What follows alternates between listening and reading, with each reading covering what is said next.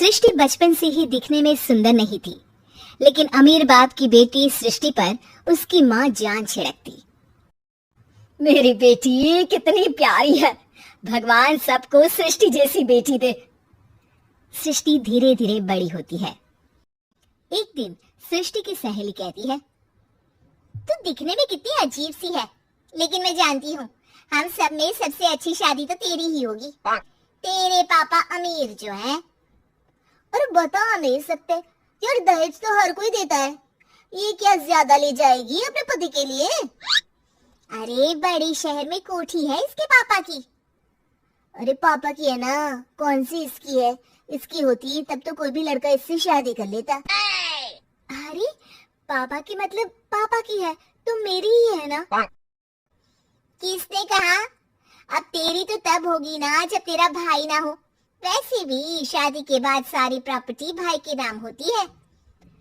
सृष्टि समझ जाती है कि उसे किसी भी हालत में माँ बाप की सारी प्रॉपर्टी को अपने नाम करना है, लेकिन कैसे?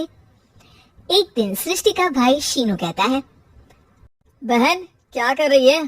तुझसे एक बात करनी है। अरे हाँ हाँ करना, मैं तो तेरी बहन हूँ। बहन मेरी लाइफ में ना एक लड़की है, बहुत अच्छी है। मैं सोच रहा हूँ माँ और पापा से बात करूँ शादी के लिए। सृष्टि को समझ में आ जाता है कि भाई की शादी होते ही भाभी उसे एक दिन भी घर में बर्दाश्त नहीं करेगी। क्या बात है भाई, बताना कौन है वो? यार वो बहुत अच्छी लड़की है, पढ़ी लिखी है, मेरे साथ जॉब भी करती है। बस एक प्रॉब्लम है। प्रॉब्लम? क्या प्रॉब्लम है भाई? यार वो शादीशुदा है, लेकिन उसके पति ने उसे सिर्फ इसलिए छोड़ दिया क्योंकि उसके माँ बाप दहेज नहीं दे पाए। सृष्टि ये सुनकर न जाने क्यों खुश हो जाती है। अरे भाई तो क्या हुआ, लड़की तुझे तो पसंद है ना? शीनू को लगता है कि बहन उसे समझ रही है। वो इस बात से अनजान होता है कि उसकी बहन की मंशा पूरा घर हड़पने की है। सृष्टि अपनी माँ से कहती है, मम्मी मुझे तो बहुत चिंता है, पता है शीनू क्या कर रहा है? अरे क्या कर रहा है, वो तो काम पर जाता है और वापस घर आता है। नहीं ना माँ, वो यही तो नहीं कर रहा, बाकी सब कर रहा है। आपको पता है उससे प्यार है, और वो भी एक शादीशुदा लड़की से। ये क्या हो गया, मैं सोसाइटी में क्या मुंह दिखाऊंगी? अरे तेरे पापा तो यही कहेंगे कि मैंने ही उसे बिगाड़ दिया है। माँ देखो मेरी बात मानो, पापा पर भी विश्वास करने की जरूरत नहीं है। अब आप ही बताओ, पापा इतनी देर घर के बाहर रहते हैं क्यों, बोलो? अरे बेटा वो तो नौकरी करते हैं ना। तू बहुत भोली है माँ, पापा का ऑफिस तो 7 बजे खत्म हो जाता है, लेकिन देखो कितनी देर से आते हैं। अरे नहीं नहीं बेटा, ऐसी कोई बात नहीं है। सृष्टि माँ को एक औरत से बात करते पिता की फोटो दिखाती है। देखो माँ कैसे हैं पापा, मैं ना कहती थी कि पापा सही नहीं है। मैं तेरे पापा से बात करूंगी, दे फोटो मुझे। ओ माँ वो तो डिलीट हो गई।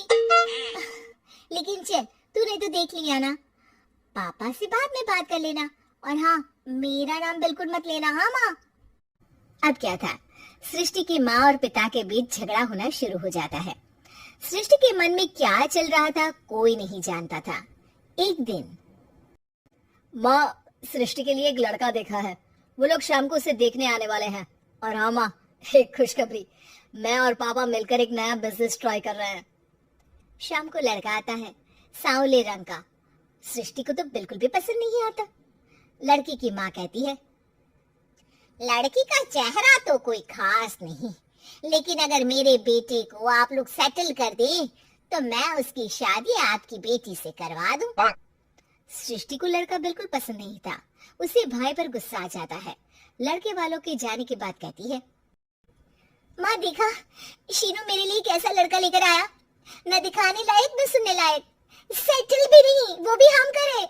अरे माँ मैं जानती हूँ ये मेरी शादी किसी भी घर में क्यों करवाना चाहता है। अरे कैसी बात कर रही है बहन, तूने तो देखा ना, लड़के को मैंने ही मना कर दिया तुझसे शादी के लिए। जिसने लड़का बताया था उसने उसकी बहुत तारीफ की थी। बात आई गई हो जाती है, लेकिन सृष्टि का मन शांत नहीं होता। क्या करूं, कुछ समझ में नहीं आ रहा।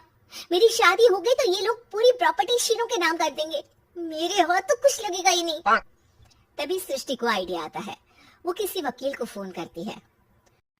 जी देखिए, अगर आपके मम्मी पापा का तलाक हो जाता है तो आपके पिता की आधी प्रॉपर्टी आपकी माँ के नाम हो जाएगी, फिर उसे वो किसी को भी दे सकती है। सृष्टि अब माँ को बेटे के खिलाफ भरती है। माँ, शीनू पर नजर रखा करो, वो जिस लड़की के प्यार में है ना, वो शादीशुदा है।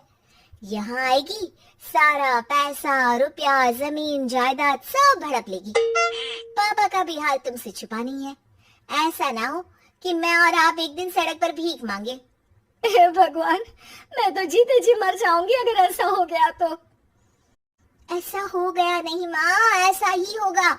अभी समय है, आगे का सोच लो। मैं तो कहती हूँ पापा से आधी प्रॉपर्टी लेकर अलग हो जाओ।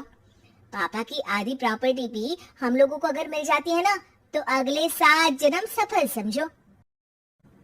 बेचारी माँ बेटी के कहने पर पति से तलाक लेकर अलग हो जाती है।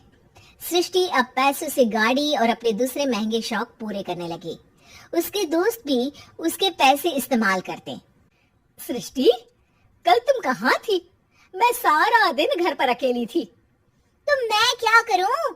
मैंने ठेका तो नहीं लिया है ना तुम्हें संभालने का। माँ को सृष्टि से ये उम्मीद नहीं थी। वो बैठकर रोने लगती है। वहीं उसका पति यानी कि सृष्टि के पिता आ जाते हैं। मैं जानता था कि तुम्हारा यही हाल होगा, तो आपने मुझे रोका क्यों नहीं? मैं रोकता तो तुम रुकती क्या? सृष्टि के कहने पर तुमने मुझ पर अपने बेटे पर शक किया, लेकिन तुम ये भूल गई कि कैसे हम दोनों ने मिलकर जीवन में इतना सब खड़ा किया। माँ पति के गले लग जाती है।